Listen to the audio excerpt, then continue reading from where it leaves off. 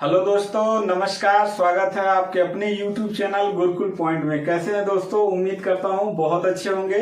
आज दोस्तों फिर लेके आए हैं मध्यकालीन इतिहास का जो सीरीज चल रहा है, बिल्कुल चैप्टर वाइज, उसी का वीडियो लेके आए हैं, जिसमें हम लोग पढ़ रहे थे आपका विजयनगर साम्राज्य। और विजयनगर साम्राज्य में दो राजाओं के बारे में हम लोग बहुत अच्छे से डिटेल में पढ़ चुके हैं, वीर नरसिंह और कृष्णदेव राय। और हम लोग जो वंश पढ़ रहे थे वो पढ़ रहे थे तुलु वंश। और विजयनगर साम्राज्य का सबसे शक्तिशाली जो वंश था वो तुलु वंश था। उस तुलु वंश में जो सबसे योग्य शासक था, जो सबसे शक्तिशाली शासक था, वो कृष्णदेव राय थे। और कृष्णदेव राय के विषय में हम लोग इसके पिछले वाले वीडियो में बहुत डिटेल से हम लोग पढ़ चुके हैं। आज हम लोग जानेंगे तीसरे चौथे राजा की कहानी और तुलु वंश का। तो आइए शुरू करते हैं विजयनगर साम्राज्य का। जो तुलु वंश हम लोग पढ़ रहे थे उसी को कंटिन्यू करते हैं। और तीसरा जो राजा आया था, यानी कि वीर नरसिंह, जो तुलु वंश का संस्थापक था, और कृष्णदेव राय, यह सबसे महान शासक हुए थे तुलु वंश में। इनको दोनों लोगों को हम लोग पिछले वीडियो में पढ़ चुके थे। आज पढ़ेंगे तुलु वंश के तीसरे राजा की कहानी। तीसरे जो राजा थे वो कृष्णदेव राय के भाई थे, अच्युत देव राय। और इनका शासन काल रहा है बहु 1529 ईस्वी से 1542 ईस्वी तक यह राजा रहे थे। यह भाई थे किनके? कृष्णदेव राय के। और इन्होंने जो युद्ध किया था वो गोलकुंडा के सुल्तान को पराजित किया था। ठीक है, गोलकुंडा के सुल्तान को पराजित किया था। और एक नवीन अधिकारी का पद सृजित किया था, यानी नवीन पद सृजन किया था, या नवीन अधिकारी का पद सृजन किया था, जिसको महामंडलेश्वर के नाम से जानते हैं। किसके नाम से? महामंडलेश्वर के नाम से जानते हैं। और इनकी मृत्यु हो गई थी 1542 ईस्वी में। तो जब 1542 ईस्वी में मृत्यु होगा तो जाहिर सी बात है कि तुलु वंश में कोई अगला शासक फिर होगा। तो अगला जो शासक हुए थे वो हुए थे सदाशिव। अच्छा, कृष्णदेव राय के बाद जो भी विजयनगर साम्राज्य पे तुलु वंश में राजा बने थे वो बहुत शक्तिशाली नहीं बने थे। वो इनकी शक्ति धीरे धीरे क्या होने लगी? क्षीण होने लगी। और आपको पता ही होगा कि जब कोई चरम उत्कर्ष पे पहुंचता है तो उसका पतन भी होता है। तो अब कृष्णदेव राय के बाद जो लोग राजा बने वो काफी शक्तिशाली नहीं हुए, जिससे तुलु वंश क्या होने लगा? पतन के कगार पे आ गया। जो ये सदाशिव थे यह 1542 से 1570 ईस्वी तक थे। और सिर्फ यह नाम मात्र के राजा थे। नाम मात्र मतलब खाली कुर्सी बैठा दिया गया हो, लेकिन सारा सत्ता और सारा शक्ति ले लिया था राम राय ने।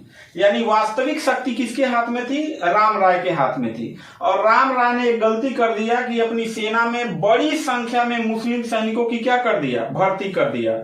और इसी के बाद जो बहमनी साम्राज्य था, और बहमनी साम्राज्य के जो गोलकुंडा हो गया, अहमदनगर हो गया, बीजापुर हो गया, बरार हो गया, ये लोग इनके क्या हो गए? खिलाफ हो गए। और एक युद्ध लड़ा गया था जो भारत के इतिहास में महाविनाशकारी युद्ध में गिनती किया जाता है, जो सदाशिव के समय में हुआ था। राक्षसी तांगड़ी या तालीकोटा या बन्नी हट्टी का युद्ध, 3 नामों से जाना जाता है। और वेरी वेरी इंपॉर्टेंट क्वेश्चन है, ये बार बार एग्जाम में पूछा गया है कि राक्षसी तांगड़ी, तालीकोटा और बन्नी हट्टी का युद्ध कब हुआ था? तो ये हुआ था वो 25 जनवरी 1526 ईस्वी को हुआ था। ठीक है, उस समय जो उम्र थी राम राय की, वह उम्र थी 70 वर्ष। यानी दो पक्ष था।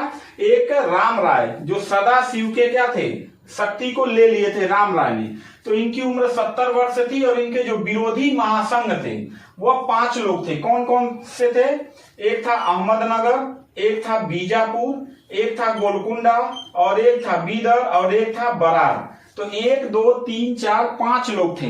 यानी ये बहमनी साम्राज्य के थे, जिन्होंने अटैक कर दिया। यानी राक्षसी तांगड़ी एक जगह था, गांव का नाम था, उसी गांव के नाम पे युद्ध का नाम रख दिया गया, राक्षसी तांगड़ी, तालीकोटा या बन्नी हट्टी का युद्ध। ये 5 लोग मिले, जिसमें 4 लोगों ने भाग लिया। कौन 4 लोगों ने भाग लिया? अहमदनगर भाग लिया, बीजापुर भाग लिया, और गोलकुंडा भाग लिया, बीदर भाग लिया। लेकिन बरार जो था, बरार की दुश्मनी गोलकुंडा से थी, और गोलकुंडा इनके मतलब साथ में था, इसलिए बरार इसमें भाग नहीं लिया।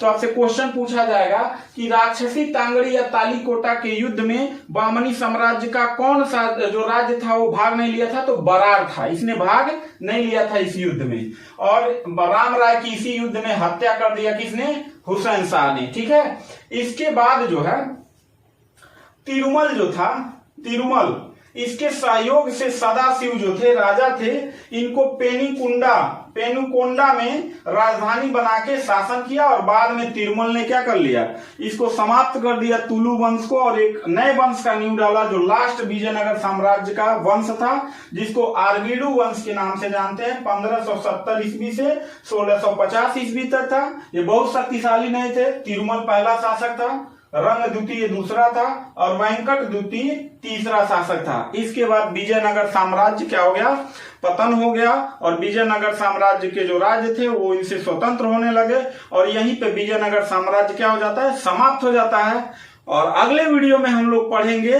बहमनी साम्राज्य के विषय में कि बहमनी साम्राज्य में कौन कौन से राजा थे, उनमें क्या क्या मतलब युद्ध हुआ था और क्या कॉम्पिटिटिव एग्जाम में बहमनी साम्राज्य से क्वेश्चन पूछे जाते हैं, इसके बारे में हम लोग वीडियो नंबर 40 में पढ़ेंगे। तो दोस्तों उम्मीद करता हूं कि 39 के पहले जो 38 वीडियो है वो गुरुकुल पॉइंट के प्लेलिस्ट में मध्यकालीन इतिहास नाम से प्लेलिस्ट बना है, वहां से जाके आप पूरा एकदम चैप्टर वाइज आप पढ़ सकते हैं।